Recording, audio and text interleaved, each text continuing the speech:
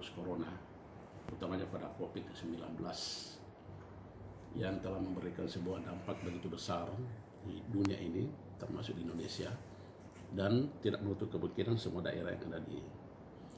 Olehnya itu, atas instruksi Presiden, diharapkan semua daerah untuk melakukan kewaspadaan, tapi tentunya tidak panik ya dengan kondisi ini, karena kita tahu bahwa corona ini sebuah virus yang sebetulnya kalau masuk dalam tubuh itu akan dilakukan perlawanan oleh tubuh sendiri melalui antibodi yang ada, dan semua orang mempunyai antibodi yang kuat itu bisa saja mengalahkan virus ini pada hari ke-7. Tapi kalau tidak kuat ya kita bisa menjadi sakit, tapi kemungkinan untuk mati itu hanya 3%. 97% secara teori itu mereka sembuh.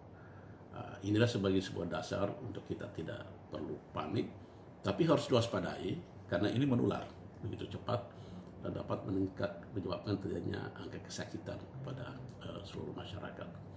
Sebagai langkah di Jeneponto ini ketika awal, ya kira-kira 2 atau 3 bulan yang lalu, awal virus corona ini diributkan, di pemerintah Kabupaten Jeneponto melalui Dinas Kesehatan sudah melakukan langkah untuk melakukan pencegahan dengan melakukan pemeriksaan kepada semua tenaga asing yang ada di Jeneponto ini, utamanya yang ada di pada PLTU.